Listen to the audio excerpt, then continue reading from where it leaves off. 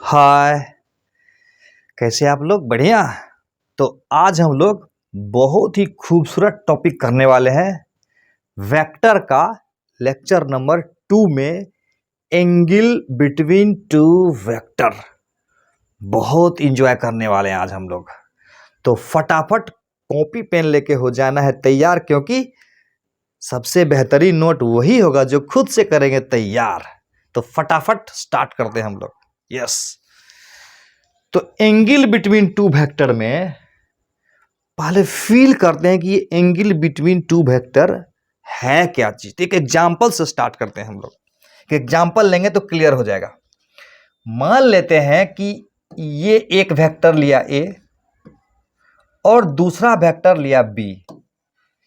यहां पर दोनों के बीच का एंगल हमने 60 डिग्री रखा, जहां पर दोनों का टेल एक जगह है। दूसरा एग्जांपल लिया कि एक का रखा हेड और दूसरे का रखा हेड। दोनों का हेड रखा और ये एंगल मैंने बनाया 60 डिग्री। और तीसरा एग्जांपल है कि ये एक वेक्टर लिया जिसका यहां हेड है और दूसरा वेक्टर ये बी लिया जिसका यहां पर टेल है। तो यहां पर दोनों ए एंड बी का टेल है, यहां ए एंड बी दोनों का हेड है, और यहां ए का टेल और ए का हेड एंड बी का टेल है। तो देखते हैं कि एंगल बिटवीन टू वेक्टर असल में होता क्या है। एक एक करके समझेंगे हम लोग। तो जब कहता है जब दो वेक्टर का टेल एक जगह हो तो दोनों के बीच में एक ये 60 डिग्री एंगल होगा और ये कितना हो जाएगा 300 डिग्री। और ये अगर 60 डिग्री है तो ये कितना हो जाएगा, टोटल मिला के 360 होता है, 360 तो ये 300 हो जाएगा। बहुत बढ़िया, उसको हम लोग बाद में देखते हैं। तो यहां पर दो वेक्टर का जब टेल एक जगह होगा तो एक एंगल होगा छोटा वाला और एक एंगल होगा बड़ा वाला। तो कहता है जब दो वेक्टर का टेल एक जगह हो या दो वेक्टर का हेड एक जगह हो तो उस समय दोनों के बीच का जो छोटा वाला एंगल होगा, कौन सा एंगल, छोटा वाला एंगल, वही कहलाएगा एंगल बिटवीन टू वेक्टर। ये दोनों में क्लियर है? यानी इसमें angle between two vector A and B कितना बोलेंगे 60 डिग्री, और इसमें angle between A and B क्या बोलेंगे 60 डिग्री। इसमें लेकिन इस तरह से ना तो दोनों का हेड है ना तो दोनों का टेल है। तो देखते हैं कि बाद में क्या होता है। तो इससे पहले एक मैं क्वेश्चन तुमसे पूछता हूं कि दो वेक्टर के बीच का मिनिमम एंगल और मैक्सिमम एंगल कितना होगा। दोनों वेक्टर के बीच का एंगल मैंने मान लिया थीटा। तो तुमको बताना है कि जो थीटा होगा ना दो वेक्टर के बीच का एंगल, ये हो सकता है 0 से 90 के बीच में, या हो सकता है 0 से 180 डिग्री के बीच में, या हो सकता है 0 से लेके 270 डिग्री के बीच में, या हो सकता है 0 से लेके 360 डिग्री के बीच में। तो कौन सा ऑप्शन सही लग रहा है, कौन सा ऑप्शन सही लग रहा है? फील करेंगे हम लोग रियली में क्या हो सकता है, कौन सा लग रहा है सही। अच्छा, चेक कर लेता हूं। यहां इक्वलिटी भी लगा सकते हैं, ऐसे ऐसे करके इक्वलिटी भी लगा दिए। तो देखते हैं एग्जाम्पल से, फील करने की कोशिश करना है, महसूस। आज तुझे मैं पिक्चर दिखाऊंगा, वाकई दिखेगा कि सच बोल रहे हैं कि यही ही होना चाहिए। ऐसा नहीं कि रट लेना है, फील कराना है, फील, महसूस। सच में सर इसके अलावा तो कुछ होगा नहीं। तो एग्जाम्पल लेते हैं हम लोग। तो मान लेते हैं एक वेक्टर लिया ए और दूसरा वेक्टर लिया बी। यहां तो दोनों एक ही डायरेक्शन में है, तो बोलेंगे दोनों के बीच का एंगल कितना हो गया 0 डिग्री। ये एक नंबर एग्जाम्पल। ये दूसरा एग्जाम्पल लेते हैं, थोड़ा सा एंगल को बढ़ा देते हैं। एक वेक्टर ये ए लिया और दूसरा वेक्टर को थोड़ा सा बढ़ा के ले लेता। इस बार ये 60 डिग्री का एंगल हुआ, तो एक तरफ से 60 और एक तरफ से 300। तो दोनों के बीच का एंगल छोटा वाला कौन हुआ 60 डिग्री हुआ। नहीं, थोड़ा सा और बढ़ा देते हैं, तीसरा थोड़ा और बढ़ा देते हैं। एक वेक्टर ले लेता हूं ए और दूसरा वेक्टर ले लेता हूं बी। 0 से बढ़ा के 60 किए और 60 से बढ़ा के 90 डिग्री कर दिए, 90 डिग्री। तो ये वाला एंगल कितना होगा? Very good, 270 degree. तो अब दोनों के बीच में छोटा वाला एंगल कौन होगा? 90 डिग्री। तो यहां बोलेंगे दोनों वेक्टर के बीच का एंगल 90 डिग्री, यानी 0 से बढ़ा के 60 किए, 60 से बढ़ा के 90 किए, और बढ़ा देते हैं चौथा नंबर। इसको और बड़ा कर देता हूं, ये ए मान लेते हैं इधर और बी मान लेते हैं इधर, और इस बार क्या करते हैं 60 से भी बड़ा कर देता हूं 120 डिग्री। तो ये कितना हो जाएगा? 240 डिग्री। तो मैंने बोला था ना कि दो वेक्टर के बीच का एंगल हमेशा दोनों वेक्टर के बीच में छोटा वाला एंगल होगा। तो यहां पर थीटा कितना हो जाएगा? 120 डिग्री, 120 डिग्री। यानी धीरे धीरे एंगल को बढ़ाए जा रहे हैं, नहीं? तो यहां पर छोटा वाला एंगल 120 डिग्री हुआ, छोटा वाला एंगल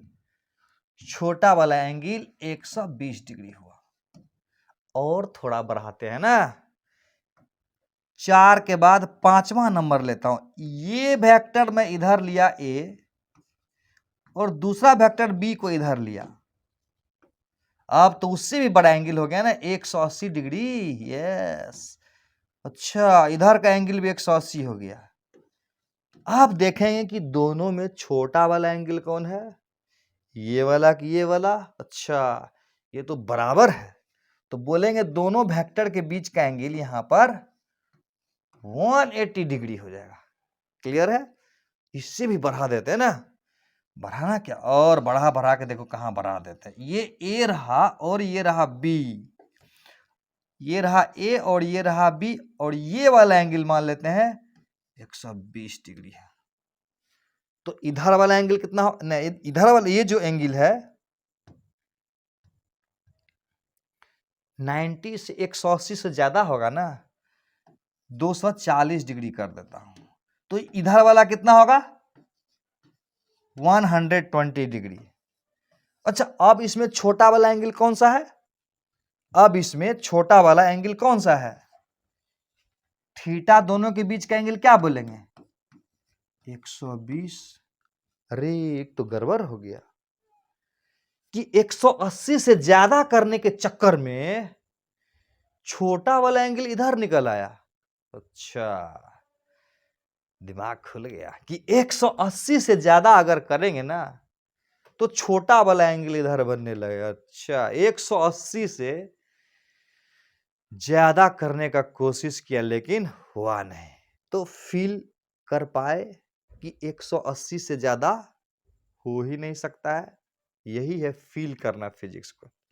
ओके, यानी दो वेक्टर के बीच का मिनिमम एंगल 0 होगा और 180 तक जाएगा। उससे आगे ले जाएंगे ना तो एंगल दूसरे साइड छोटा बन जाएगा 180 से। इसीलिए दो वेक्टर के बीच का एंगल का सबसे बेहतरीन चॉइस V वाला है कि 0 से लेके 180 डिग्री के बीच में।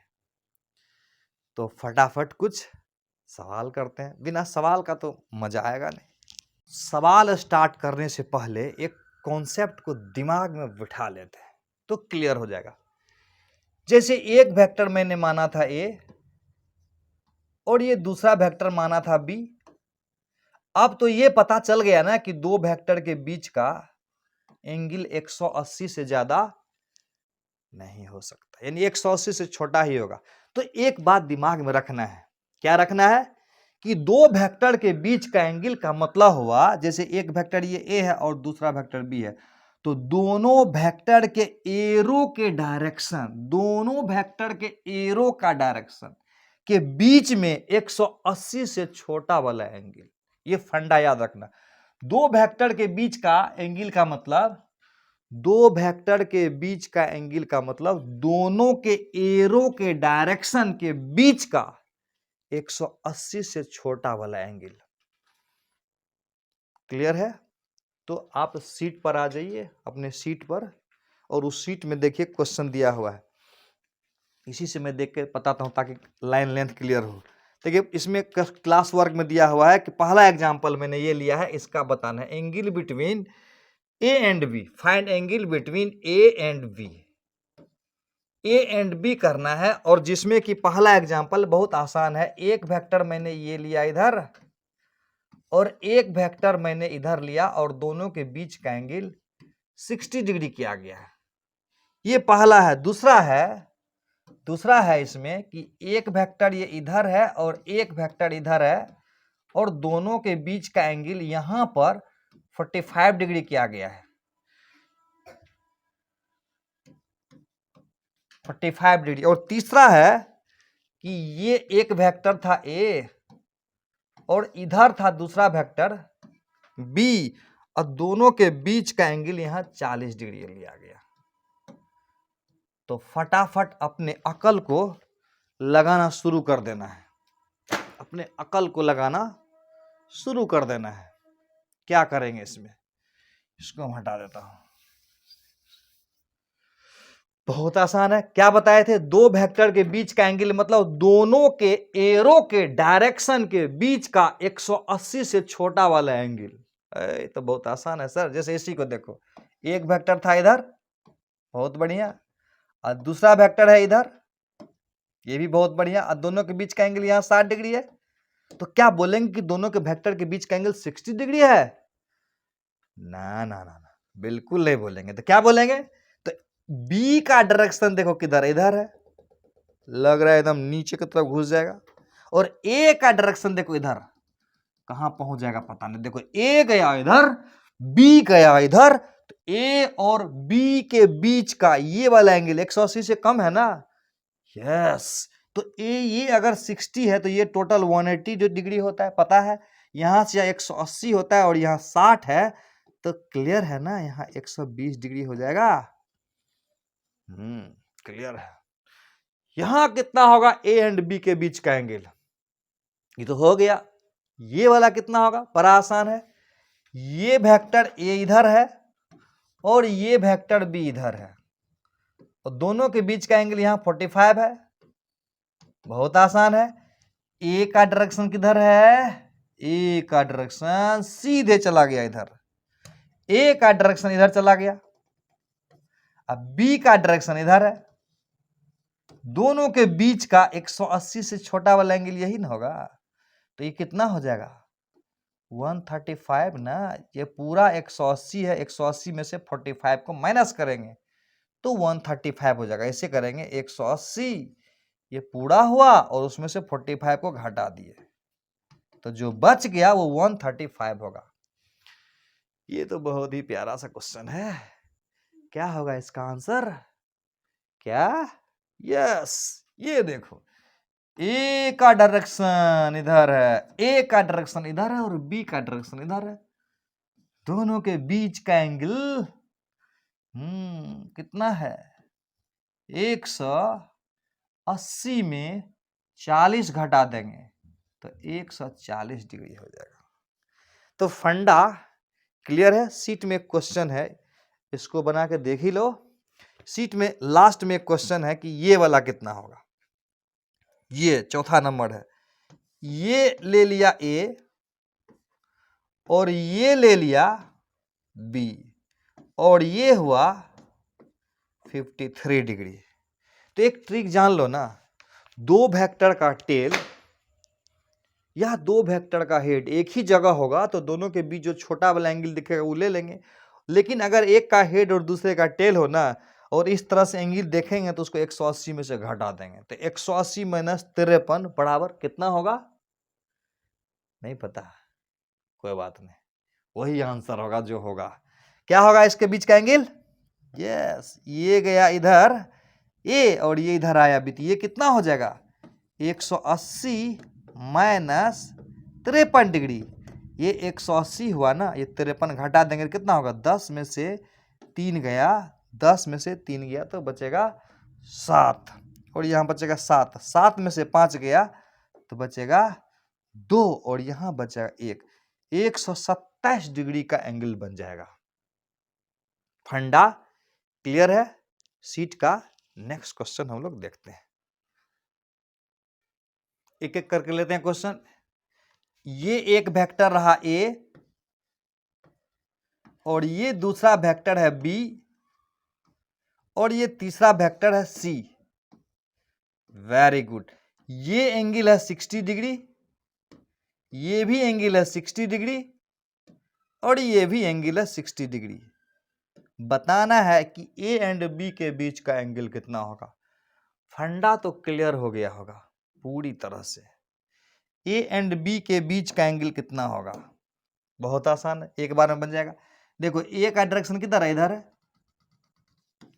ए का डायरेक्शन इधर है, बी का डायरेक्शन इधर है, तो दोनों के बीच, पता है ना ट्रिक बताए थे ना, ए के दिशा और बी के डायरेक्शन के बीच का 180 से छोटा वाला एंगल ले लेना, बहुत आसानी से बन जाएगा सवाल। एक लाइन में बनाने का कोशिश करो। ये 60 है तो ये कितना हो जाएगा, ये 180 में से 60 गया तो कितना बच जाएगा, 120 डिग्री। तो ए एंड बी के बीच का एंगल यहां कितना हो जाएगा, 120 डिग्री। बी एंड सी के बीच बताओ, बी यहां है सी यहां है, दोनों के बीच का एंगल कितना होगा। बहुत आसान है, दोनों का हेड एक ही जगह है ना, तो ये एंगल एज इट इज 60 रहेगा। ए एंड सी के बीच का कितना एंगल होगा, ये तो बहुत आसान है सर। दोनों का टेल एक ही जगह है और इसका एरो इधर और इसका एरो इधर, दोनों के बीच का 180 से तो छोटा है ही, तो इसका आंसर हो जाएगा 60 डिग्री। ये है अगला क्वेश्चन। ये है ए, ये ए है और ये बी है और ये सी है। ये एंगल है 30 और ये एंगल है 60, तो ऑब्वियस। ये है अगला क्वेश्चन। ये है ए, ये ए है और ये बी है और ये सी है। ये एंगल है 30 और ये एंगल है 60, तो ऑब्वियसली ये एंगल 90 होगा। तीनों मिला के 180 होना है, तो यहां angle between A and B क्या होगा, ए एंड बी के बीच का एंगल कितना होगा। बहुत आसान है, क्लियर है ना। ए एंड बी के बीच का एंगल कितना होगा, बहुत आसान है। ये ए इधर जा रहा है, बहुत बढ़िया, ये जाएगा इधर, बी जाएगा इधर, दोनों के बीच का एंगल कितना हो जाएगा, 180 में से 30 गया तो कितना जाएगा, 150 डिग्री। यस, 150 डिग्री होगा आंसर। ये तो बहुत आसान है सर, तो तुरंत बन जाता है। बी एंड सी के बीच का एंगल बताओ, फटाफट फटाफट बताओ। बी एंड सी के बीच का एंगल कितना होगा, सीधे दिख रहा है 60 डिग्री। बी एंड सी के बीच का एंगल कितना होगा, 60। अच्छा, ए एंड सी के बीच कितना होगा, ए एंड सी के बीच का एंगल डायरेक्ट दिख रहा है 90 डिग्री। तो एक लास्ट है इसमें, इसको बना लेते हैं। इसका तीसरा पार्ट है, ये देखो बना ही लेते हैं। ये है मेरा ए, बहुत बढ़िया। ये है मेरा बी, ये भी बहुत अच्छा। ये है मेरा सी। यस, तो बोलना है कि ये एंगल 60 डिग्री है, ये भी एंगल 60 डिग्री है और ये भी एंगल 60 डिग्री है। तो फटाफट बताओ, ए एंड बी के बीच का एंगल कितना, बी एंड सी के बीच का एंगल कितना, सी एंड ए के बीच का एंगल कितना। ये तो डायरेक्ट स्पष्ट है भाई। जैसे ए एंड बी निकालना है तो ए इधर है, सी बी इधर है, तो कितना होगा आंसर। फटाफट खुद से वीडियो पॉज करके बताना है और मैं आंसर बताता हूं। नहीं समझ में आएगा तो यस, क्या करना है, तीनों का आंसर है 60 60 60। क्या कहते हो, सही है ना। नहीं, अच्छा ये गलत हो गया। तो फिर क्या होगा, बहुत आसान है। देखो, जैसे ए का दिशा है ना इधर, अब बी का दिशा इधर, तो ये वाला एंगल लेंगे ना। ए का डायरेक्शन इधर है, ए का डायरेक्शन इधर है, अब बी का डायरेक्शन इधर है, तो ये वाला एंगल लेंगे ना 120। यहां पर देखो, बी का डायरेक्शन इधर है, सी का डायरेक्शन इधर है, तो ये वाला ना हो जाएगा 120। अब देखो, सी के डायरेक्शन इधर है, सी इधर है, ए इधर है, तो सी और ए के बीच का एंगल क्या होगा, यस 120 डिग्री, यानी ए एंड बी के बीच, ए एंड बी के बीच भी 120, ए एंड बी के बीच भी 120, बी एंड सी के बीच भी 120, या सी एंड ए के बीच भी 120। अब हम लोग शानदार क्वेश्चन देखें। देखो कहता है A B C D E F is a regular hexagon of side l, find angle between. ये रहा ए, देखो यहां एरो लगा हुआ, ये हो गया A B vector, A B vector हुआ, और ये हो गया बी सी वेक्टर, बहुत बढ़िया। ये हो गया सी डी वेक्टर, और ये हो गया डी ई, ये हुआ ई एफ वेक्टर, और ये हुआ एफ ए वेक्टर। तो क्वेश्चन में पूछ रहा है कि फाइंड एंगल बिटवीन नंबर 1 में A B and B C, यानी इसके और इसके बीच में। नंबर 2 में देखो कितना है, A B and C D. Number 3 A B and D, number D A B and E F, और number A B C D E A B and F A, यानी ए बी और F A के बीच का angle. Yes okay, बनाइए। एक तो clear है ना कि ये एंगल कितना होगा रेगुलर हेक्सागन में, याद रखना है ये एंगल होता है 120 डिग्री। ये वाला एंगल कितना होगा, ये भी 120 डिग्री, ये भी 120 डिग्री, ये सब याद रखना है। और ये भी 120 डिग्री, और ये भी 120 डिग्री, और ये भी 120 डिग्री, इसको याद रखना है। तो मुझे निकालना है A B and B C के बीच का एंगल। दिमाग लगाओ, दिमाग, थोड़ा सा चैलेंज लेने का कोशिश करो, बन जाएगा पक्का। स्टार्ट करते हैं। यस तो देख, तो A B and B C के जो वीडियो पॉज करके बनाने का कोशिश करना, नहीं बनेगा तो देखेंगे बाद में। कैसे देखोगे, देखो ए बी हुआ इधर, एकदम लेके चला जाओ बोर्ड के उस तरफ, ए बी बी सी। अच्छा, ए बी का डायरेक्शन ये हुआ, बी सी का डायरेक्शन ये हुआ, और दोनों के बीच का एंगल ये ना होगा।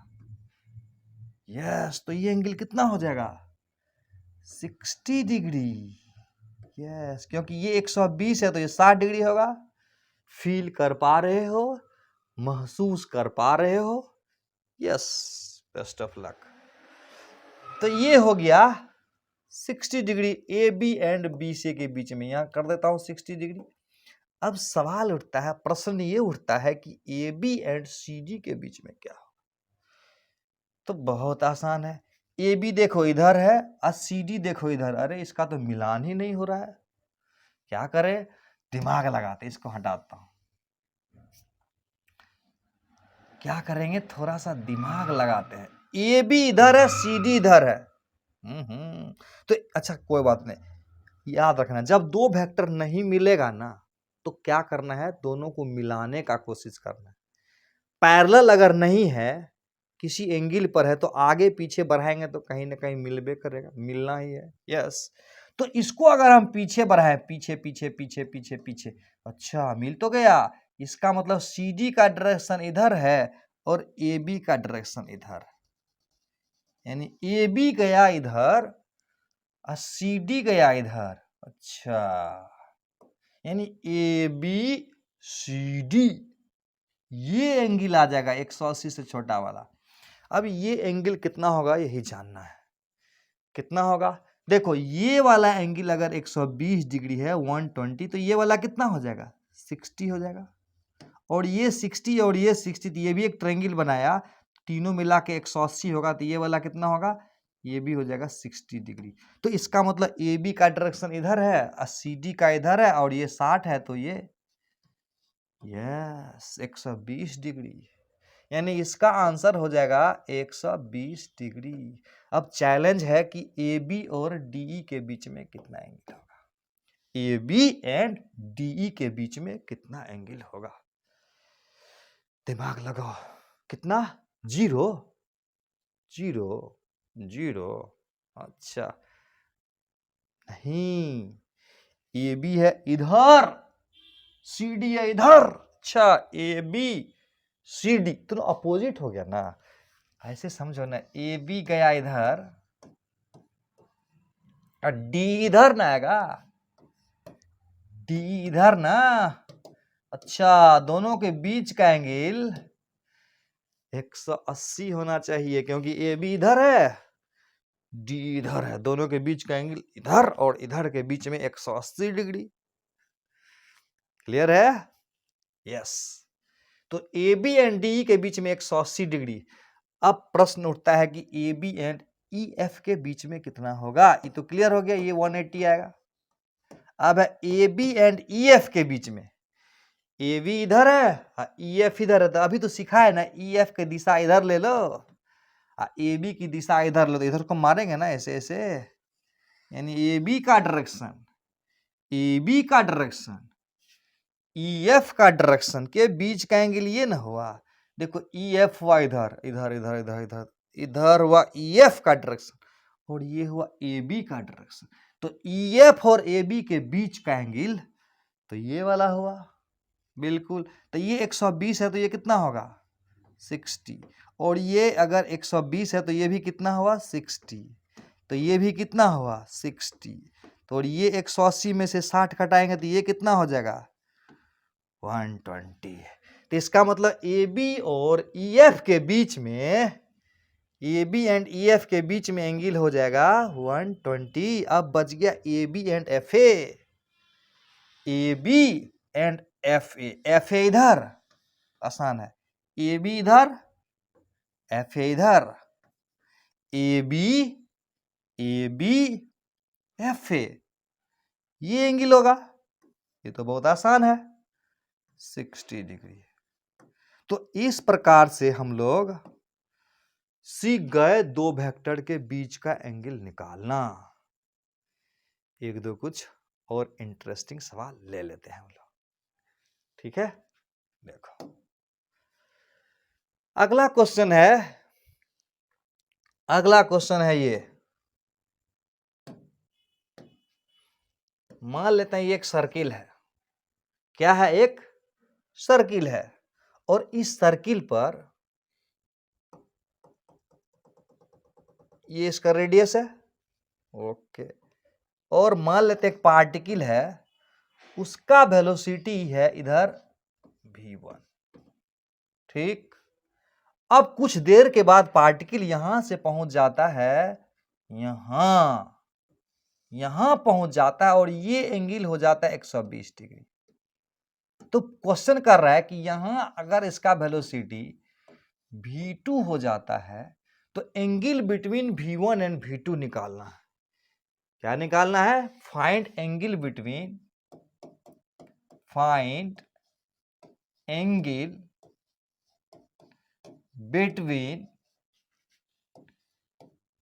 v1 and v2।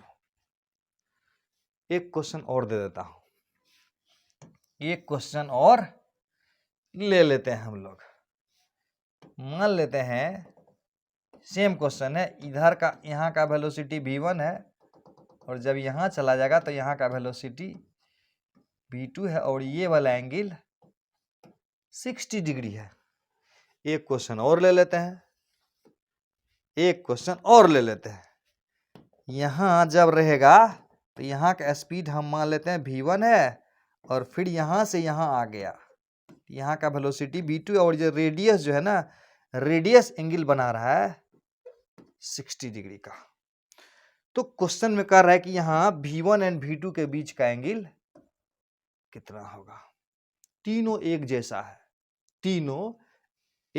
है, एक बना दूंगा सब बन जाएगा। तो पहले ट्रिक समझ लो। तो एक ट्रिक यह है कि जब दो वेक्टर के रेडियस के बीच में सेंटर पर जितना एंगल बनाएगा ना, इन दोनों के बीच में उतना ही एंगल बनेगा, यानी इनके बीच का एंगल 120 ही आएगा। ये ट्रिक दिमाग में बिठा लो। तो इसका मतलब V1 एंड V2 के बीच का एंगल कितना होगा 120। दिखाता हूं, यहां V1 एंड V2 के बीच का एंगल कितना आएगा, कितना आंसर आएगा, और यहां कितना आंसर आएगा। तीनों को चेक करते हैं, पहले समझने का कोशिश करते हैं कैसे आता है ये। तो देखो V1 इधर है, V2 इधर, दोनों के बीच का एंगल निकालना है। कॉन्सेप्ट सीखते हैं, कॉन्सेप्ट समझो पहले। क्या समझना है, कॉन्सेप्ट। क्या समझना है पहले, कॉन्सेप्ट समझना है। तो देखते हैं, इसको पीछे बढ़ाते हैं। बोले थे ना 2 वेक्टर नहीं मिलेगा तो मिलाने का कोशिश करना है, बिल्कुल। इसका मतलब V1 गया इधर, V1 जा रहा है इधर, V1 जाएगा इधर, यानी V1 का डायरेक्शन इधर है, V2 का डायरेक्शन इधर है, दोनों के बीच का एंगल ये ना है। तो ये एंगल निकालने का ट्राई करना है। हमारा लक्ष्य क्या है, इस एंगल को निकालना।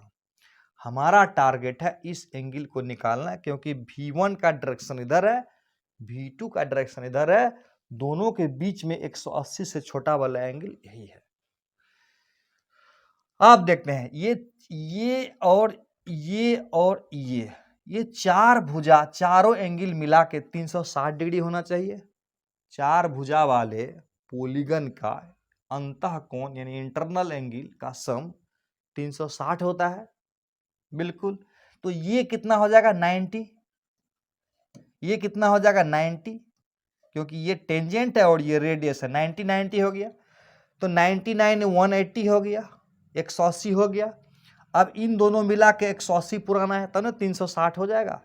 फिर से समझो, ये चारों मिला के 360 होना चाहिए। चार भुजा वाला पॉलीगन रहेगा, पोली मतलब अनेक भुजा वाला, तो सब भुजा मिला के, जैसे ट्रायंगल में सब एंगल मिला के 180 होता है ना, तो यहाँ पर हो जाएगा कितना हो जाएगा, यहाँ पर हो जाएगा 360। तो 90 90 180 हुआ, ये दोनों मिला कितना हो जाएगा 180। तो यहाँ 120 है तो कितना हो जाएगा यहाँ 60 डिग्री। तो ये अगर 60 होगा तो ये कितना हो जाएगा 20। अच्छा सही बोले सर। V1 और V2 के बीच का एंगल 120, यहाँ V1 एंड V2 के बीच का एंगल कितना होगा 60 होगा, बिल्कुल सही, एकदम सही जवाब। कैसे निकालेंगे, ये है 60, ये हो जाएगा 90, ये हो जाएगा 90, ये 60 है तो ये कितना होगा 120 हो जाएगा, ये 120 हो जाएगा तो कितना हो जाएगा 60 हो जाएगा। बहुत आसान। उसी प्रकार से V1 एंड V2 के बीच में यहाँ कितना एंगल हो जाएगा 60 डिग्री, और यहाँ कितना हो गया, ये तो दोनों एक ही दे दिया ना, यहाँ 40 डिग्री करना था, कोई बात नहीं, यहाँ कर देते हैं 40। तो क्या होगा आंसर 40 हो जाएगा। ये बहुत आसान है, एंजॉय करने वाला सवाल था। नेक्स्ट देखते हैं, important points related to vector. है क्या शानदार कॉन्सेप्ट है। इसमें पहला पॉइंट है कि ये एक कोई वेक्टर है ए, और अगर इस वेक्टर को 360 डिग्री से नचा दें तो क्या ये वेक्टर चेंज कर जाएगा, यही कॉन्सेप्ट है। तो कहता अगर किसी वेक्टर को 360 डिग्री से रोटेट करा देंगे तो देखो, तो फिर वहीं पहुंच गया ना, फिर यहां से शुरू किया और यहां आ गए तो फिर वहीं पहुंच गए। इसका मतलब अगर एक वेक्टर को 360 डिग्री का मतलब 2 पाई, तो कहता अगर किसी वेक्टर को 2 पाई एंगल यानी 360 डिग्री से घुमा देंगे तो फिर क्या होगा, वहीं पहुंच जाएगा। तो वेक्टर चेंज करेगा क्या, बिल्कुल नहीं करेगा। इसीलिए पॉइंट है कि if vector is rotated by an angle 2 pi, if vector is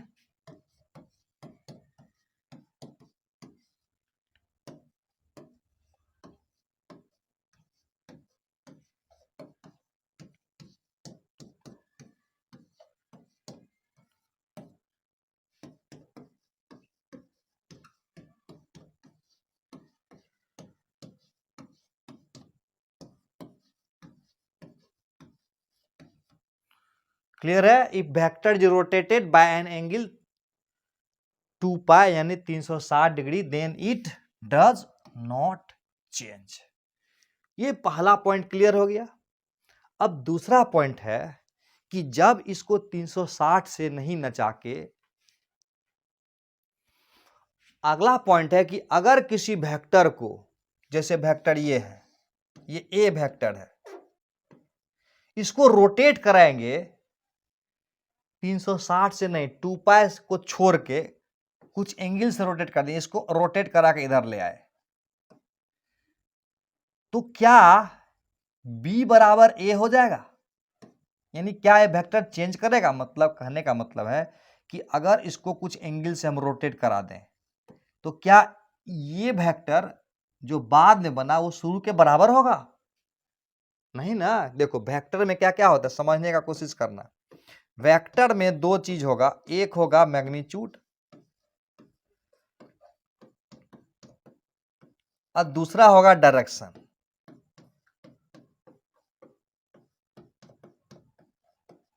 अगर ये अगर चेंज नहीं करे, ये अगर चेंज नहीं करे और ये भी अगर चेंज नहीं करे तो वेक्टर नो चेंज। क्लियर हो गया फंडा? इसका मतलब हुआ कि वेक्टर का ना तो एंगल बदलना चाहिए, ना तो डायरेक्शन बदलना चाहिए, ना तो मैग्नीट्यूड बदलना चाहिए, ना तो डायरेक्शन बदलना चाहिए। अगर इस वेक्टर को ऐसे रोटेट कर देंगे तो ये वेक्टर बदल जाएगा। इसका मतलब अगर एक वेक्टर को रोटेट करेंगे other than 2 pi then it will change. लिख देता हूं मैं, if a vector is rotated by an angle other than 2 pi, then it will change। Clear है? यस। नेक्स्ट, इसी से रिलेटेड एक अगला पॉइंट है, कहता है अगर किसी वेक्टर को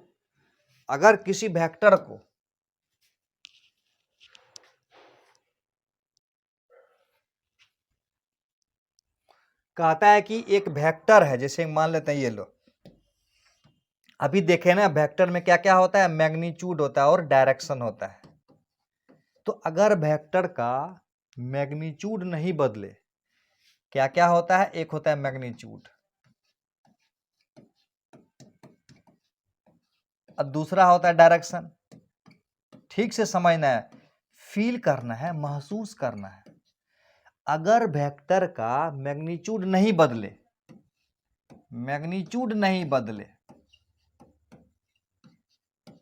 और डायरेक्शन भी नहीं बदले,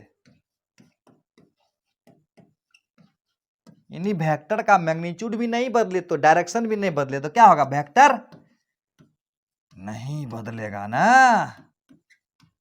अरे वेक्टर में मैग्नीट्यूड होता है और डायरेक्शन होता है, ना मैग्नीट्यूड बदल रहा है ना डायरेक्शन बदल रहा है। तीर बन गया। तो वेक्टर का चेंज नहीं होगा क्योंकि मैग्नीट्यूड भी नहीं बदला और डायरेक्शन भी नहीं बदला, तो वेक्टर ही नहीं बदलेगा। क्लियर है बात? इसका मतलब हुआ कि एक वेक्टर को पैरेलली में, जैसे कि यहां अगर 60 डिग्री का एंगल बना रहा है तो क्या इस वेक्टर को यहां से उठा के यहां रख दें? बिल्कुल रख सकते हैं, ये भी एंगल 60 डिग्री होगा। अच्छा, इस वेक्टर को हमको यहां से उठा के यहां रखना है तो रख दें? बिल्कुल। क्यों? क्योंकि ये भी एंगल 60 डिग्री ही होगा, क्योंकि इसके पैरेलल में अगर इसको यहां रखने का मन है तब तो भी नहीं बदलेगा ये वेक्टर। क्यों? क्योंकि ये एंगल 60 डिग्री मान लेता है। इसका मतलब इसको ऊपर उठा के रख सकते हैं क्या? ये एंगल अगर 60 डिग्री का होगा तो इसका मतलब इस वेक्टर को यहां से उठा के यहां रख सकते हैं, यहां से उठा के यहां रख सकते हैं, यहां से उठा के यहां रख सकते हैं, यहां से उठा के यहां रख सकते हैं। इसका अर्थ यह हुआ कि एक वेक्टर को मैग्नीट्यूड नहीं बदले, यानी लंबाई नहीं बदले, डायरेक्शन बदल दिए क्या? नहीं ना। तो मैग्नीट्यूड भी नहीं बदले और डायरेक्शन भी नहीं बदले तो वेक्टर पुष्पा झुकेगा नहीं साला, वेक्टर नहीं चेंज करेगा। समझ में आया बात? क्लियर है? Yes yes yes. तो ये पॉइंट हमको क्लियर हो गया। नेक्स्ट कुछ मजेदार पॉइंट्स देखते हैं। वो मजेदार पॉइंट्स क्या है वो देखो। ये सब कुछ मुझे जानना है, what are different types of vectors, यानी वेक्टर का डिफरेंट डिफरेंट टाइप्स क्या है। बहुत बढ़िया। कहने का मतलब हुआ कि ये इक्वल वेक्टर क्या होता है, अभी ये जानेंगे। निगेटिव और अपोजिट वेक्टर क्या होता है, इसको जानेंगे। पैरेलल वेक्टर्स क्या होता है, इसको जानेंगे। कोप्लेनस वेक्टर क्या होता है, उसको जानेंगे। कनकरेंट वेक्टर क्या होता है, उसको जानेंगे। और यहाँ कोलिनियर वेक्टर है, उसको जानेंगे। और नल या जीरो वेक्टर है, उसको जानेंगे। और यहाँ छुप गया, कौन छुप गया है, ये छुप गया है। कौन छुप गया, ये।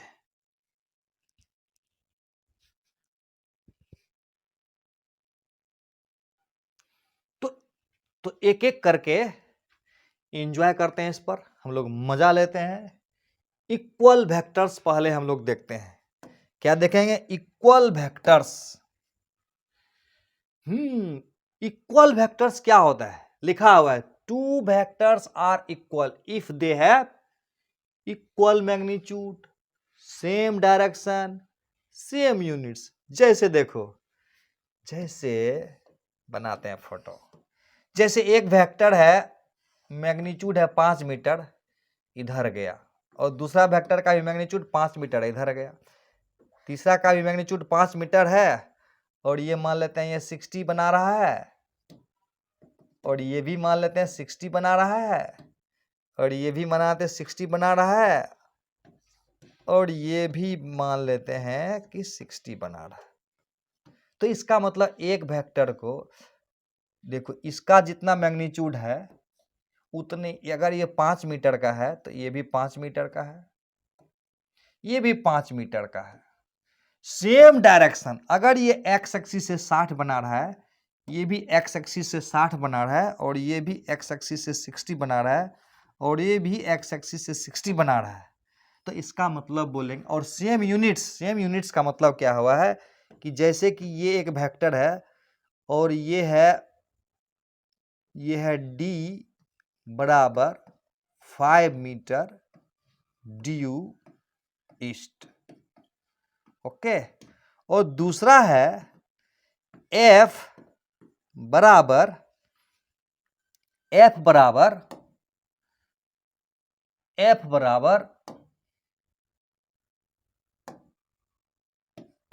बराबर 5 न्यूटन ड्यू ईस्ट। तीसरा है v बराबर 5 मीटर पर सेकेंड ड्यू ईस्ट। तो क्या ये तीनों वेक्टर बराबर है, d बराबर f बराबर v होगा क्या, यानी क्या ये d बराबर v बराबर f होगा क्या, यानी तीनों वेक्टर बराबर होगा क्या। देखो सब में 5 5 5 लगा हुआ, ये तो क्लियर है कि सब में 5 5 लगा। ये भी 5 मीटर ड्यू ईस्ट है, ये भी 5 न्यूटन ड्यू ईस्ट है, फोर्स का यूनिट। और ये भी 5 मीटर पर सेकेंड ही है, और ये भी ईस्ट ही है। तो सब ईस्ट है, और सब 5 मीटर है, 5 न्यूटन है, 5 मीटर पर सेकेंड है। तो क्या ये तीनों इक्वल होगा, तो क्या है, सेम यूनिट होना चाहिए। मतलब ये मीटर है यानी डिस्प्लेसमेंट है, ये फोर्स है और ये वेलोसिटी है। तो फोर्स बराबर 5 न्यूटन, फोर्स बराबर 5 मीटर पर सेकेंड। ना ना ना ना, गलत हो गया। यानी ये तीनों बराबर बराबर नहीं होगा, बराबर नहीं होगा। इसका मतलब हुआ कि इक्वल वेक्टर होने के लिए मैग्नीट्यूड को बराबर होना चाहिए, डायरेक्शन सेम होना चाहिए, और साथ ही साथ सेम यूनिट का होना चाहिए। क्लियर है। नेक्स्ट देखते हैं हम लोग। ये बड़ा सुंदर है, निगेटिव या अपोजिट वेक्टर। कहता है जैसे कि मान लेते हैं एक वेक्टर है ये a, और ठीक इसी के बराबर लंबाई में दूसरा वेक्टर है ये बी। यानी अगर ये ए बोलेंगे और इसको बोलेंगे बी, तो कहने का मतलब हुआ कि अगर इसको हम ए बोलेंगे तो याद रहे इसको बोलेंगे माइनस ए। तो इसका मतलब दो, यानी यहां पर ए का निगेटिव वेक्टर बी है और बी का निगेटिव वेक्टर ए है, इसीलिए यहां पर हम लोग लिखेंगे बी जो है माइनस ए के बराबर है। अच्छा, तो इसका मतलब बोलेंगे A and B are negative to each other, यानी B is negative vector of A. यहां पर बोलेंगे B is negative vector of A, और ये भी बोलेंगे कि A is negative vector of B, यानी ए का निगेटिव वेक्टर बी है और बी का निगेटिव वेक्टर ए है। तो इसका मतलब निगेटिव वेक्टर किसको बोलेंगे, कहता है दो वेक्टर मैग्नीट्यूड में बराबर हो, डायरेक्शन में अपोजिट हो, तो दोनों को एक दूसरे का निगेटिव वेक्टर कहेंगे। क्लियर है?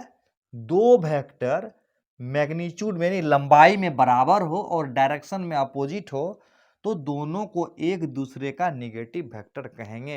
यानी two vector is said to be negative vector to each other if they have same magnitude but opposite in direction.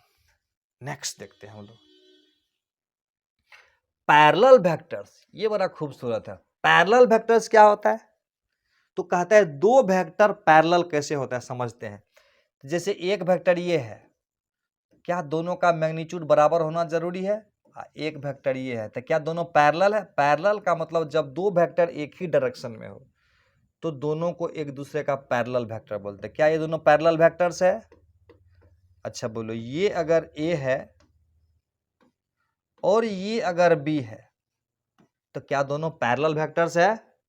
बिल्कुल है, ये भी पैरेलल वेक्टर्स है और ये भी पैरेलल वेक्टर्स है। ऐसा देखो, अगर ये ए इधर है, अब बी इधर है, तो क्या दोनों पैरेलल वेक्टर्स है? बिल्कुल पैरेलल वेक्टर्स है। चौथा, अगर ये इधर है, ये इधर है और बी इधर है, इसका मतलब इधर दोनों है और ये इधर दोनों है, तो ये दोनों एक दूसरे का पैरेलल है और ये भी एक दूसरे का पैरेलल है। यानी दो वेक्टर पैरेलल कब कहलाएगा? जब दोनों का डायरेक्शन एक ही हो, मैग्नीट्यूड मे और मे नॉट बी इक्वल। इसको पढ़ने से पहले हैंड रिटेन नोट्स को जरूर सामने रखना है, तो ही बहुत मजा ले पाएंगे इसका, क्योंकि कुछ कुछ बातें हैं जो उसमें नोट किया हुआ है। तो नेक्स्ट हम लोग देखते हैं, यानी क्या दोनों वेक्टर का मैग्नीट्यूड इक्वल होना जरूरी है? बिल्कुल नहीं, दोनों का डायरेक्शन एक होना जरूरी है। दोनों का मैग्नीट्यूड बराबर हो ऐसा कोई जरूरी नहीं है, लेकिन इस वेक्टर में देखो, इस वेक्टर में दोनों का मैग्नीट्यूड बराबर होना जरूरी है कि नहीं? बिल्कुल जरूरी है। यहाँ पर ए का मैग्नीट्यूड, यहाँ ए का मैग्नीट्यूड और बी का मैग्नीट्यूड बराबर था, ये ध्यान रखना है। ए का मैग्नीट्यूड और माइनस ए का मैग्नीट्यूड, बी का और माइनस बी का, यानी दोनों का मैग्नीट्यूड बराबर होना चाहिए। यानी बी का मैग्नीट्यूड और ए का मैग्नीट्यूड, यानी इसका मैग्नीट्यूड, ये नेगेटिव वेक्टर की बात कर रहा हूं मैं। तो हम लोग नेक्स्ट देखते हैं, हम लोग पैरेलल वेक्टर क्लियर हो गया? यस। तो अब हम लोग देखेंगे एंटी पैरेलल वेक्टर्स, वो क्या होता है।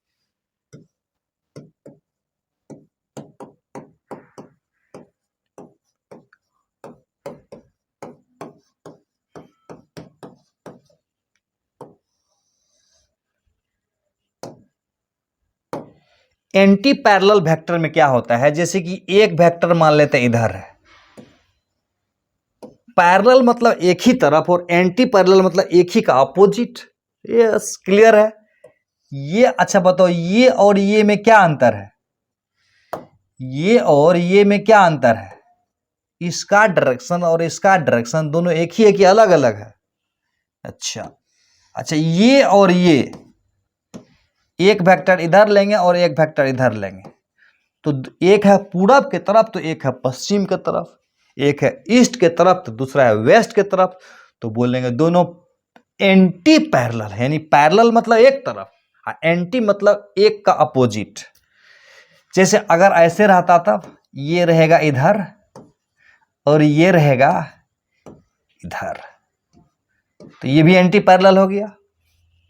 तो इसी को बोलते हैं एंटी पैरेलल, यानी मैग्नीट्यूड इक्वल हो भी सकता है और मैग्नीट्यूड इक्वल नहीं भी हो सकता है, लेकिन डायरेक्शन अपोजिट होगा, उसी को बोलेंगे एंटी पैरेलल वेक्टर्स। अच्छा एक बताओ, बचपन में सुना होगा कि एक घोड़ा पूरब मुंह और एक घोड़ा पश्चिम मुंह और बीच में दे दे घास। क्या क्वेश्चन है? एक घोड़ा पूरब मुंह और एक घोड़ा पश्चिम मुंह और बीच में डाल दे घास, तो दोनों घास कैसे खाएगा? हिलना नहीं है, पीछे नहीं आना है, जहां है उसी पोजीशन से। कैसे होगा? इसका जवाब चैट बॉक्स में भेजोगे। एक घोड़ा पूरब मुंह एक घोड़ा पश्चिम मुंह, बीच में घास दे दे तो कैसे खाएगा? पीछे हटके नहीं, सीधे सीधी खाना है उसको, कैसे खाएगा? इसका चैट बॉक्स में जरूर चैट करोगे। हिलेगा डुलेगा नहीं, बिना हिले डुले खाना है। यस, तो ये एंटी पैरेलल उसी से रिलेटेड है, एंटी पैरेलल। तो बात करते हैं हम लोग नेक्स्ट, एंटी पैरेलल के बाद कौन सा वेक्टर आएगा? यस, बात करेंगे कोलिनियर वेक्टर का। कोलिनियर ये क्या होता है? को मतलब सेम, लीनियर मतलब लाइन। अच्छा, सेम लाइन में रहने वाला वेक्टर, ये तो बहुत आसान है सर। ये एक लाइन दे दिया और इसी लाइन में रहना है सबको। जैसे अगर एक वेक्टर ये ए है और दूसरा वेक्टर अगर बी है तो दोनों एक ही लाइन में है। अगर तीसरा वेक्टर सी है और इसी लाइन में इधर की तरफ है, तो इन तीनों को बोलेंगे कोलिनियर वेक्टर। कोलिनियर में अच्छा बोलो, एक क्वेश्चन है, parallel vectors, PARALL, parallel vector collinear हुआ कि नहीं हुआ? दूसरा सवाल है anti parallel, anti parallel, anti parallel vector ये कोलिनियर है कि नहीं? दोनों ये कोलिनियर है कि ये कोलिनियर? दोनों न है। कैसे? देखो ये दोनों पैरेलल है तो कोलिनियर में आया। अब ये दोनों देखो, अच्छा ये तो एंटी पैरेलल है। इसका मतलब parallel vectors and anti parallels, anti parallel vectors both are collinear vectors. मजा आ गया? फंडा क्लियर हो गया? कोलिनियर किसको बोलेंगे? को मतलब सेम, लाइन मतलब एक ही लाइन में, यानी सेम लाइन में जो वेक्टर आएगा ना उसको बोलेंगे कोलिनियर वेक्टर। यस, तो हम लोग नेक्स्ट देखते हैं कौन सा वेक्टर है। नेक्स्ट हम लोग देखते हैं, यस नेक्स्ट है कोप्लेनर वेक्टर्स। ये तो बहुत आसान है। को मतलब एक, इसका मतलब कोप्लेनर मतलब एक ही प्लेन में होने वाला वेक्टर, एक ही प्लेन में रहने वाला वेक्टर, एक ही प्लेन में रहने वाला वेक्टर। जैसे देखो बहुत आसान है, ये देखो फोर्स है और तुम भी वेक्टर और मैं वेक्टर, सबको सुला देते हैं, सब आदमी सो जाते हैं, तो क्या बोलेंगे? सब आदमी कोलिनियर है, कोप्लेनर, यानी एक ही प्लेन में है। कोप्लेनर मतलब एक ही प्लेन में। जैसे कि मान लेते हैं ये एक्स एक्सिस है और ये वाई एक्सिस है, ठीक? तो इसको एक्स वाई प्लेन बोलेंगे। अब देखो एक वेक्टर इधर है, एक वेक्टर इधर है और एक वेक्टर इधर है और एक वेक्टर इधर है, तो क्या बोलेंगे? सब एक ही प्लेन में है, तो इसी को बोलेंगे कोप्लेनर वेक्टर्स, यानी एक ही प्लेन में रहने वाला वेक्टर्स। यानी the vectors which lie in a same plane is called coplanar vectors. ये क्या लिखा हुआ है? को इनिशियल वेक्टर्स। ये तो बहुत आसान है। को इनिशियल मतलब, को मतलब सेम, इनिशियल मतलब इनिशियल। जैसे एक पॉइंट है, एक वेक्टर मान लेते हैं ए है, दूसरा वेक्टर मान लेते हैं बी है, और तीसरा वेक्टर मान लेते हैं सी है, चौथा वेक्टर मान लेते हैं डी है, अब पांचवा वेक्टर मान लेते हैं ई है। तो क्या देख रहे हो इसमें, क्या दिखाई दे रहा है? सबका इनिशियल पॉइंट सेम है। तो कहता है कि वो सारा वेक्टर जिसका सेम इनिशियल पॉइंट हो, फाइनल पॉइंट इसका इधर है, इनिशियल यहाँ, इसका इनिशियल यहाँ है, फाइनल इधर है, इसका इनिशियल यहाँ है, फाइनल इधर है। तो वो वेक्टर्स, वो सारा वेक्टर्स जिसका इनिशियल पॉइंट सेम होगा, वो सारा वेक्टर्स कहलाएगा को इनिशियल वेक्टर्स। क्लियर है? आप देखेंगे कनकरेंट वेक्टर्स। ये कनकरेंट क्या है? ये तो बहुत आसान है। कनकरेंट का मतलब क्या होता है? देखो, जैसे एक पॉइंट ये है, मान लेते हैं ये वेक्टर है ए, वेरी गुड। दूसरा वेक्टर मान लेते हैं ये वेक्टर है बी, और तीसरा वेक्टर मान लेते हैं ये वेक्टर है सी। एक और ले लेते हैं अलग अलग कलर का, ये वेक्टर मान लेते हैं ए बी, इसको मान लेते हैं सी, और इसको मान लेते हैं डी। किसको बोलेंगे कनकरेंट? क्लियर हो रहा है? कनकरेंट, कनकरेंट का मतलब होता है कि वो सारा वेक्टर जिसका लाइन ऑफ एक्शन किसी पॉइंट पर कट करे, यानी whose point of intersection are common, those vectors are called concurrent vector. सीधा सीधी समझो ना, यानी सबको पीछे या आगे बढ़ाएंगे ना तो सारा का सारा कनकरेंट वेक्टर हो जाएगा। अच्छा, वो तो कोई इनिशियल वेक्टर कनकरेंट होगा क्या? बिल्कुल होगा। जैसे ये देखो, तीनों कनकरेंट है क्या? बिल्कुल कनकरेंट है। यानी ए इधर है, बी इधर, सी इधर, और तीनों का इनिशियल पॉइंट सेम है। तो इसको को इनिशियल बोलेंगे और इसको को इनिशियल नहीं बोलेंगे। ये हुआ कनकरेंट। तो इसका मतलब ये भी कनकरेंट है ना, पॉइंट ऑफ इंटरसेक्शन कॉमन है, तो इसको भी कनकरेंट बोल सकते हैं। लेकिन इसको कनकरेंट और को इनिशियल दोनों बोलेंगे, लेकिन इसको सिर्फ और सिर्फ कनकरेंट बोलेंगे। तो फंडा क्लियर है। ये है नल और जीरो वेक्टर। नल और जीरो वेक्टर, नल मतलब नथिंग, यानी जीरो वेक्टर। तो कहता ऐसा वेक्टर, देखो वेक्टर में क्या क्या होता है? वेक्टर में दो चीज तो क्लियर है कि एक होगा मैग्नीट्यूड और दूसरा होगा डायरेक्शन। ध्यान से समझना है। मैग्नीट्यूड का वैल्यू आ जाए 0, मैग्नीट्यूड का कितना वैल्यू आ जाए? 0। अच्छा, मैग्नीट्यूड का वैल्यू अगर 0 आ जाएगा तो डायरेक्शन किधर होगा? मैग्नीट्यूड तो बताता है लेंथ ऑफ एरो, पता है?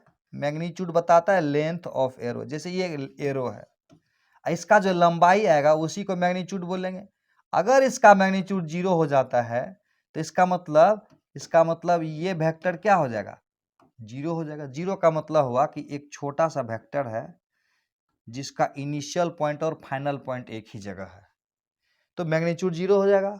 यानी ये 0 कब होगा? जब ये टेल और ये हेड दोनों अगर एक ही पॉइंट पर आ जाता है तो इसका मैग्नीट्यूड 0 हो जाएगा, लेंथ 0 हो जाएगा, मतलब मैग्नीट्यूड 0 हो जाएगा।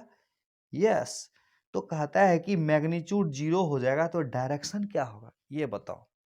जब इसका मैग्नीट्यूड 0 हो जाएगा मतलब लेंथ 0 हो जाएगा तो डायरेक्शन क्या होगा? हाँ, डायरेक्शन आर्बिट्री होता है, यानी जिधर मन है उधर, ऐसे इनडिटर्मिनेट है।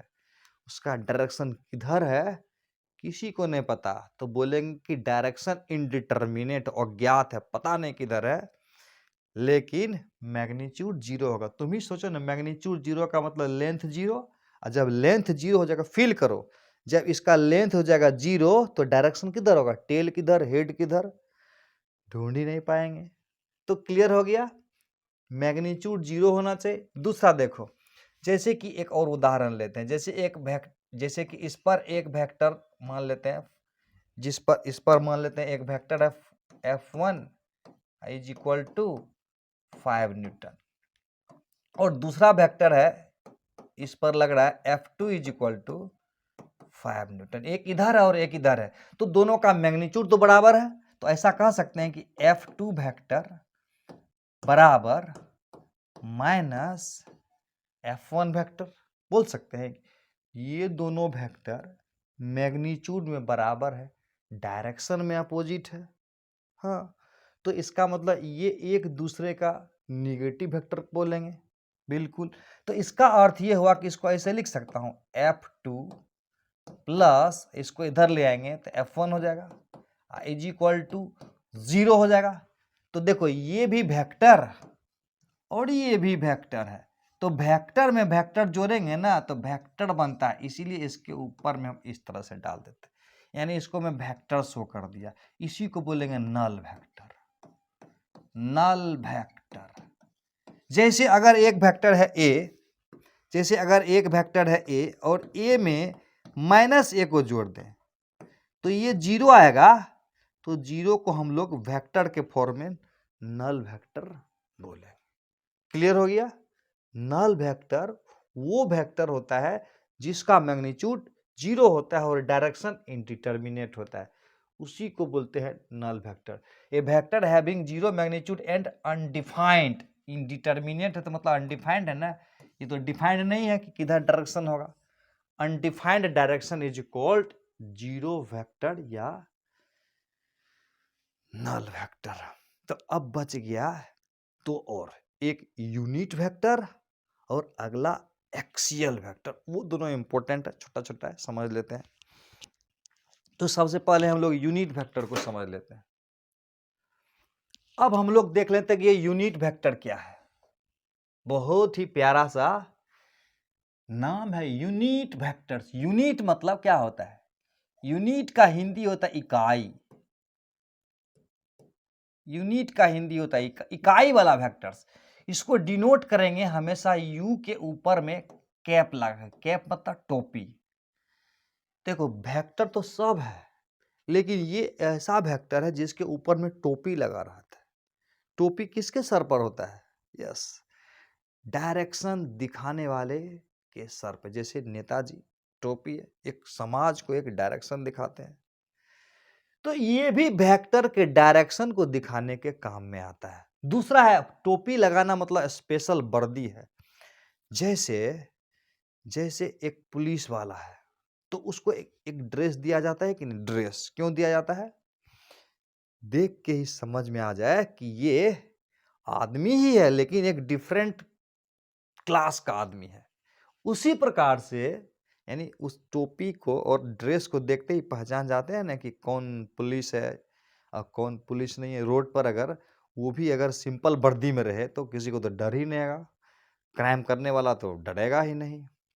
जैसे कोई डॉक्टर साहब देखते हो, डॉक्टर और नर्स और पेशेंट में कैसे अंतर करते हैं, ड्रेस कोडिंग होता है। तो ड्रेस कोडिंग हर का स्पेसिफिकेशन यानी उसको अलग पहचान में रहने के लिए दिया जाता है। इसीलिए इसके ऊपर में टोपी लगाने का मतलब है कि ये एक ऐसा वेक्टर है जिसका मैग्नीट्यूड 1 हो। तो बोलेंगे ऐसा वेक्टर, हिंदी में बोलेंगे ऐसा वेक्टर, ऐसा वेक्टर जिसका मैग्नीट्यूड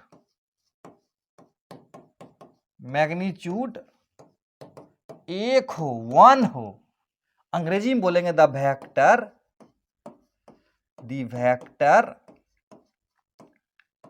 व्हिच हैज मैग्नीट्यूड का मतलब परिमाण, मैग्नीट्यूड का मतलब परिमाण, which has magnitude equal to 1 is called unit vector. इसका मतलब हुआ कि u अगर एक यूनिट वेक्टर है तो इसका मैग्नीट्यूड बराबर क्या हो जाएगा? क्लियर है?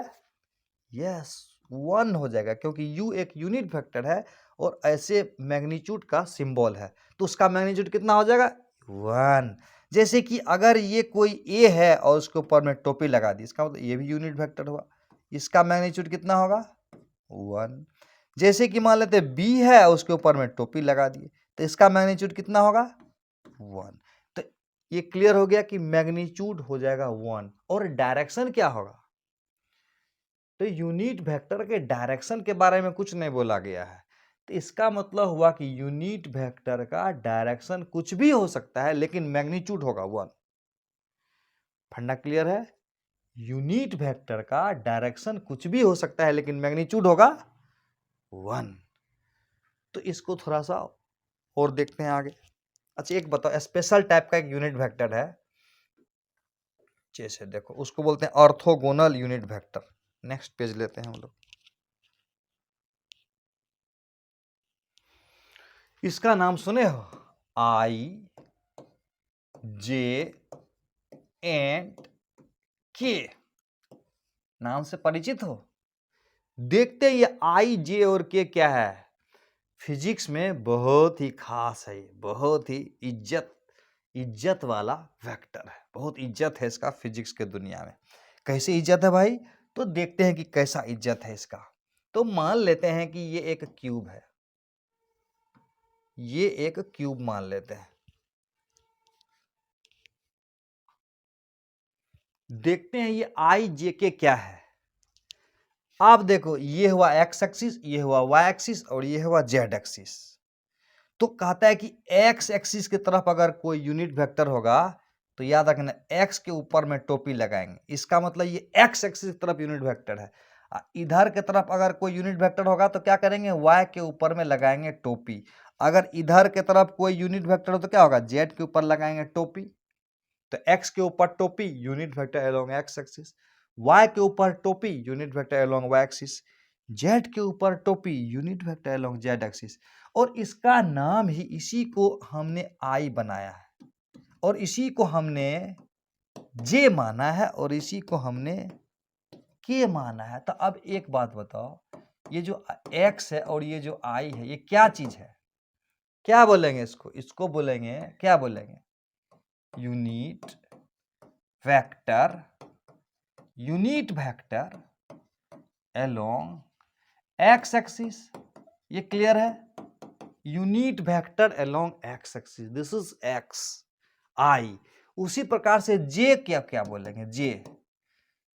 जे क्या होगा?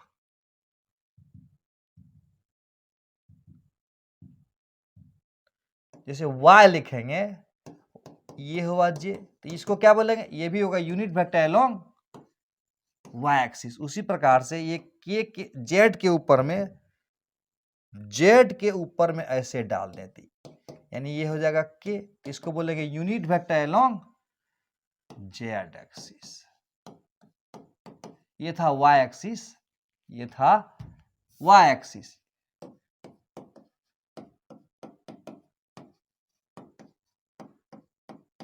यानी आई है unit vector along x axis, J है unit vector along Y axis और के है unit vector along Z axis. अच्छा एक बात बताओ, दिमाग लगा के बताओ कि ये मैग्नीट्यूड कितना होगा? ये मैग्नीट्यूड कितना होगा? ये मैग्नीट्यूड कितना होगा? कितना? अच्छा, ये आई है, मैग्नीट्यूड होगा इसका 1 और इसका मैग्नीट्यूड क्या होगा? 1 और इसका मैग्नीट्यूड क्या होगा? 1, क्योंकि सब यूनिट वेक्टर है यहां पर। तो ये फंडा क्लियर है कि ये आई जे क्या है? ये भी यूनिट वेक्टर है अलोंग एक्स एक्सिस, ये भी यूनिट वेक्टर है लेकिन वाई एक्सिस की तरफ, और ये भी unit vector along Z axis की तरफ।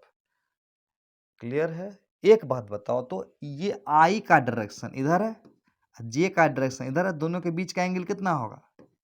90 डिग्री। अच्छा ये है ऊपर में जे और इधर है के, इन दोनों के बीच में एंगल कितना होगा? ये भी होगा 90, इसके बीच का एंगल कितना होगा, ये भी हो जाएगा 90, यानी x इधर है, y इधर है, z इधर है, इधर तो पेन नहीं डाल सकते हैं ना, इसीलिए इधर की तरफ दिख रहा है असल में इधर x इधर है, y इधर है और z इधर है, तीनों एक दूसरे का परपेंडिकुलर है। यस, इसीलिए इसका एक नाम है, देखो क्या नाम है, ऑर्थोगोनल यूनिट वेक्टर्स। क्या नाम है इसका,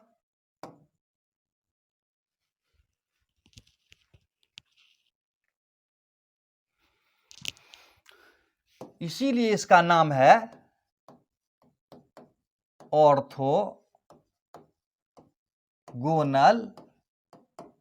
यूनिट वेक्टर। कारण क्या है ना कि ये आई जे के तीनों एक दूसरे का परपेंडिकुलर है, इसीलिए तीनों को हम लोग ऑर्थोगोनल यूनिट वेक्टर कहते हैं। ओके,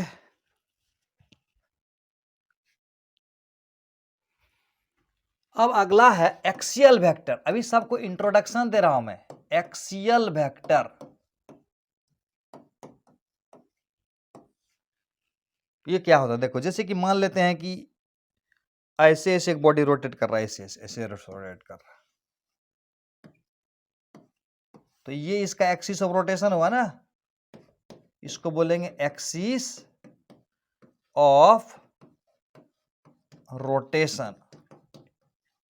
एक्सिस ऑफ रोटेशन जैसे ऐसे ऐसे रोटेट कर रहा है, तो क्या करें, उंगली को ऐसे घुमाना है, और ये जो डायरेक्शन है ना, एक्सिस ऑफ रोटेशन ऐसे ऐसे घूम रहा है, ध्यान से देखो, ऐसे ऐसे रोटेट कर रहा है, ऐसे ऐसे ऐसे ऐसे रोटेट कर रहा है, यानी ऐसे ऐसे रोटेट कर रहा है, तो ऐसे उंगली घुमाएंगे और ये अंगूठा जो जाएगा ना, ये होगा एक्सिस ऑफ रोटेशन का डायरेक्शन, और ये इसी को एक्सियल वेक्टर बोलते हैं। तो बोलते हैं ऐसा वेक्टर जिसका डायरेक्शन एक्सिस ऑफ रोटेशन की तरफ हो, उसको बोलेंगे एक्सियल वेक्टर। नाम है एक्सियल, एक्सिस ऑफ रोटेशन की तरफ। तो क्या क्या होगा, एक होता है डी थीटा, ये क्या होता है, एंगुलर डिस्प्लेसमेंट बोलते हैं, या सीख लो, ये सब बाद में काम आएगा, अभी तो समझ में आएगा नहीं। एंगुलर डिस्प्लेसमेंट अभी समझने में दिक्कत होगी नहीं, यानी ऐसे सेगा तो उसको एंगुलर डिस्प्लेसमेंट बोलते हैं। आगे पढ़ेंगे, एक होता है एंगुलर वेलोसिटी,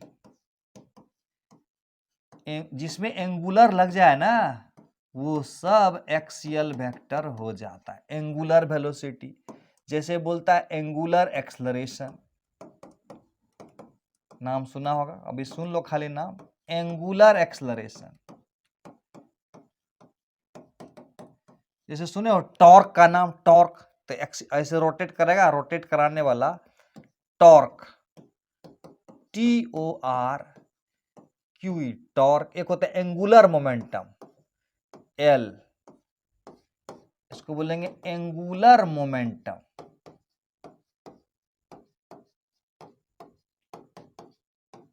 तो इस सब को डिटेल में पढ़ेंगे ना, अभी उतना समझ में आएगा नहीं, खाली जानना है कि एक्सियल वेक्टर क्या होता है।